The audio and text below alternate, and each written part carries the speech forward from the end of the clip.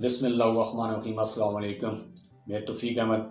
आज मैं पाकिस्तान के डिफ़ॉल्ट के हवाले से आप लोगों से कुछ बातें करूंगा और थोड़ा सा फैक्ट एंड फिगर्स रखूंगा और अपना ओपिनियन आपके साथ शेयर करूंगा।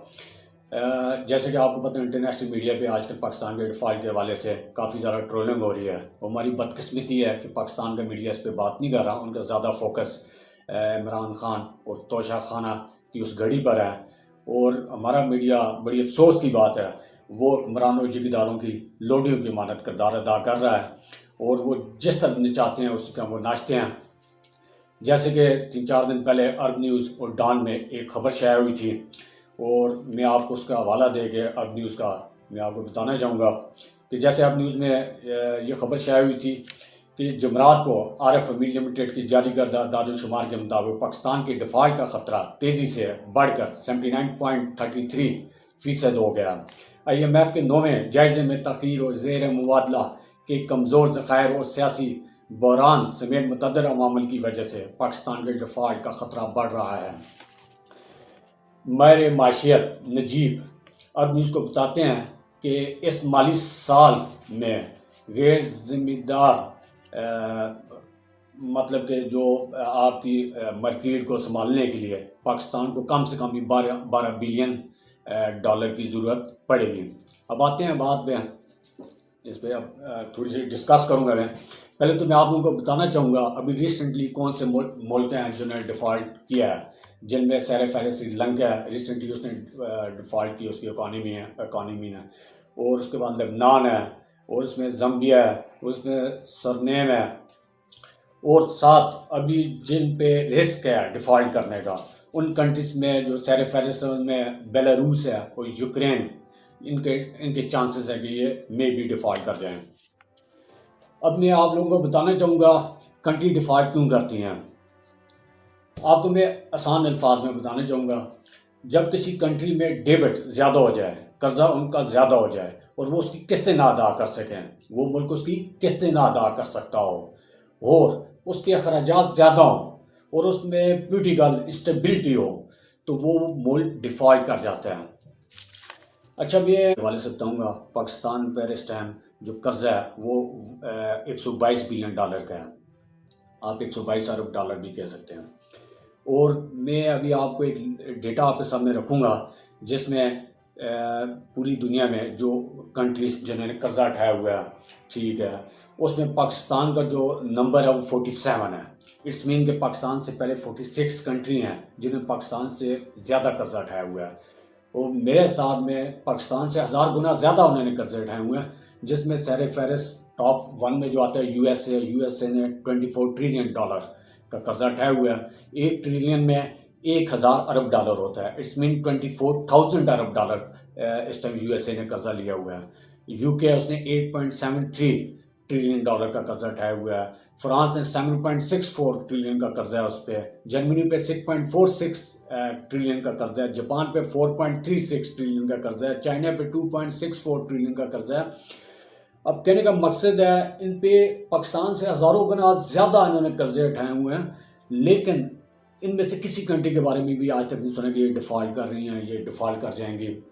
अब सवाल आता है कि इन 6-7 महीनों में क्या हुआ कि आज से 7 महीने पहले PTI के दौर में यही आलमी अदारे कह रहे थे कि पाकिस्तान की माशियत ग्रोथ कर रही है, ठीक है, पाकिस्तान की इंडस्ट्री ग्रोथ कर रही है, पाकिस्तान की एक्सपोर्ट ग्रोथ कर रही है, पाकिस्तान ग्रोथ की तरफ जा रहा है। इन 7 महीनों में ऐसा क्या हो गया जो 75 साल में 4 जंगें हुई, 75 साल में इतनी हुकूमतें चेंज हुई, लेकिन पाकिस्तान की डिफ़ॉल्ट, बांग्लादेश हमसे आज़ाद हो गया 71 की जंग में, ठीक है, लेकिन पाकिस्तान का डिफ़ॉल्ट पाकिस्तान नहीं हुआ। लेकिन इन 7 महीनों कौन सी ऐसी जंग होगी कि पाकिस्तान जो है ना डिफ़ॉल्ट के इतने करीब आ गया कि डिफ़ॉल्ट की खबरें पूरी दुनिया में चलने लगी। अब इसमें भी 2-3 पहलू हैं। देखें, मैं आप लोगों को बताना चाहूँ कि जैसे कि रिजीम चेंज ऑपरेशन हुआ, ठीक है, मैंने कोल्ड वार पे वीडियो बनाई। मैंने आपको पहले बताया था कि हमारा जो ये साउथ एशिया खित्ता है, साउथ एशिया, ठीक है, ईस्ट एशिया, ठीक है, ये खित्ता जो है ना, इसमें पाकिस्तान बहुत अहमियत का अमल है और मगरब को ये कतई नहीं पसंद के पाकिस्तान, इसलिए कि सारों को कनेक्ट करने में जो है ना मेन रोल इस टाइम पे पाकिस्तान अदा कर रहा है। अगर पाकिस्तान स्टेबल होता है, ठीक है, तो समझे साउथ एशिया, ईस्ट एशिया सारा जो है ना वो इनबैलेंस हो जाएगा, वो कभी स्टेबल नहीं हो सकता और कभी आपस में कनेक्ट नहीं हो सकता। पहला पहलू तो ये हो सकता है, ठीक है, मेरे उस जाविये के मुताबिक। फिर दूसरा ये है कि पाकिस्तान को जानबूझ के डिफ़ॉल्ट की तरफ लेके जा रहे हैं, ठीक है, ताकि पाकिस्तान आने वाले 5-6 सालों में आलमी महाज पे बात ना करने के काबिल रहे। उसी वजह जब एक मुल्क पाकिस्तान अगर अल्लाह न करे डिफ़ॉल्ट कर जाता है, पाकिस्तान को बहुत सी चीज़ों को कंप्रोमाइज़ करना पड़ेगा।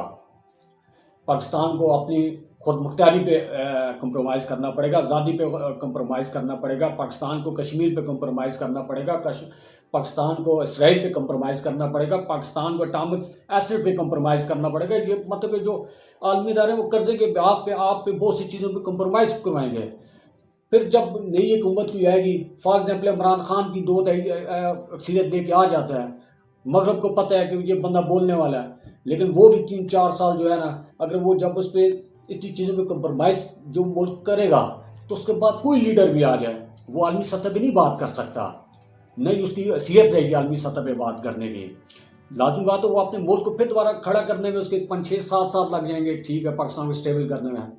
लेकिन मैं आपको इसमें एक एग्जाम्पल देता हूँ कि मगरब की दौर है, जिससे आपको पता लग जाएगा कि ये जो पाकिस्तान की एक्सटर्नल पावर जो पाकिस्तान को चला रहे हैं और पाकिस्तान के साथ असल गेम वो लोग कर रहे हैं।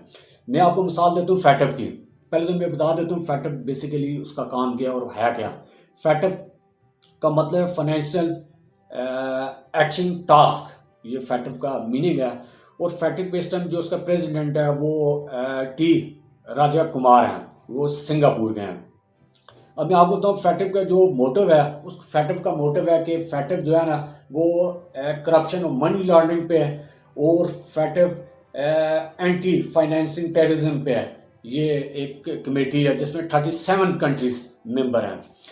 अब कहने का मकसद है, इमरान खान के दौर में जब हुकूमत आई PTI की 2018 में, उस टाइम फैटफ वालों ने इमरान खान पाकिस्तान को ग्रे लिस्ट में डाल दिया, ठीक है। उससे पहले पाकिस्तान में टेररिज्म भी बहुत ज़्यादा था, करप्शन भी ज़्यादा थी, उससे पहले नहीं डाला। लेकिन जब इमरान खान की गवर्नमेंट आई उन्होंने उसे ग्रे लिस्ट में पाकिस्तान को डाल दिया, चले डाल दिया। फिर पाकिस्तान पे आगे उन्होंने एक्शन टास्क दे दिए, रिकमेंडेशन 27 दे दी, फिर बाद में उसे बढ़ा के 34 कर दी, फिर 40 कर दी। PTI ने अपने 3 साल के दौर में उन 40 जो रिकमेंडेशन थी वो ऑलमोस्ट उनमें 37 उन्होंने कंप्लीट कर दी थी, जिसमें 2021 में शाह महमूद कुरैशी के साथ वफ्द जो गया था फ्रांस में फैटफ की तरफ, तो उन्होंने जब बात की तो उन्होंने अप्रिशिएट किया था पाकिस्तान को, पाकिस्तान की कोशिश को, जो करप्शन के हवाले से, मनी लॉन्ड्रिंग और एंटी टेररिज्म के हवाले से, फाइनेंसिंग के हवाले से जो काम हुआ था, बॉर्डर पे जो फेंसिंग की थी, उस हवाले से बड़ा अप्रिशिएट किया, लेकिन ग्रे लिस्ट से नहीं निकाला था। लेकिन अभी 21 अक्टूबर और 22 अक्टूबर को हिना खान रब्बानी के सरबराह में जो वफ़द गया फैटफ की तरफ फ्रांस में, तो उन्होंने उसके बाद ऐलान कर दिया कि पाकिस्तान को जो है ना ग्रे लिस्ट से बाहर निकाल दिया है। तो अब कहने का मकसद है कि इस हुकूमत में 6 महीने में तो फैटफ के मोटिव को बिल्कुल अपोजिट काम हुआ है। आप मेरा कहने का मकसद समझ रहे होंगे कि आपको पता है कि इस गवर्नमेंट में फैटफ का क्या मोटिव है, मनी लॉन्ड्रिंग, करप्शन ख़त्म करना, ठीक है, उस मुल्क से ख़त्म करें, ठीक है। इस मुल्क में जो पिछली 6 महीने की जो गवर्नमेंट है, इसने 6 महीने में और 7 महीने में क्या किया, इससे मनी लॉन्ड्रिंग के केसेस ही ख़त्म कर दिया है। करप्शन नहीं ख़त्म हुई, ना मनी लॉन्ड्रिंग ख़त्म हुई है, उन्हें जितने लोगों के केसेस थे सारे ख़त्म कर दिया है। पनामा लीग में जिन 400 लोगों के नाम आए थे सारों के केसेस ख़त्म हो गए, वो लिस्टें ख़त्म कर दी गई, नैब से इख्तियारात खींच लिए गए कि नैब जो है ना अब उनके पास, बल्कि इसमें तो उन्होंने शिद डाल दी कि 50 करोड़ तक कोई बंदा भी करेगा तो नैब उस पर हाथ नहीं डाल सकती। मतलब 50 करोड़ तक आप जो है ना करप्शन कर सकते हो, ठीक है, 50 करोड़ तक आप मनी लॉन्ड्रिंग कर सकते हो। अब कहने का मकसद ये है, और इस 7 महीने में अभी जो नया अदालत शुमार के मुताबिक 52% टेररिज्म बढ़ा है। तो और ऊपर से प्रेसिडेंट जो हमारे प्राइम मिनिस्टर ऑफ पाकिस्तान है मियां शहबाज शरीफ, उन पर ब्रिटिश पे, उनके दामाद पे मनी लॉन्ड्रिंग का केस चल रहा है और उन पे भी जुर्माना किया गया। फिर भी फैटफ मगरब ने या फैटफ ने उन्हें पाकिस्तान को ग्रे लिस्ट से निकाल दिया। आपको बात समझ आ गई होगी कि मैं क्या कहना चाह रहा हूँ। मेरा कहने का मकसद यही है कि ये मगरब की दोगली पॉलिसी है। ठीक है, और आपको मेरे जो मतलब है, जो मैं समझाना चाह रहा हूँ, आप समझ गए होंगे। जो फेडअप की मैंने मिसाल दी है कि वो लोग पाकिस्तान में इमरान खान जैसा लीडर नहीं चाहते, जो ये कहता है कि हम किसी के साथ गुलामी में नहीं रह सकते, हम एक आज़ाद मुल्क हैं, हम दोस्ती का हाथ बढ़ाएंगे। ठीक है, उन्हें ऐसा लीडर नहीं सूट करता जो चाइना के साथ, रशिया के साथ पूरे एशिया को कनेक्ट करने की कोशिश कर रहा हूँ, उन्हें ऐसा लीडर नहीं सूट करता। मैं आज भी यही बात करता हूँ, इसमें जो मेन प्लेयर हैं वो पाकिस्तान के बाहर बैठे हुए हैं। इंडिया भी हो सकता है, अमेरिका भी हो सकता है, और इसराइल भी हो सकता है। लेकिन चलें, मेरा था आपको थोड़ा सा डेटा आपके सामने रखना, तो अपनी दुआ में याद रखिएगा। बहुत बहुत शुक्रिया। सब्सक्राइब करना, लाइक करना मत भूलिएगा।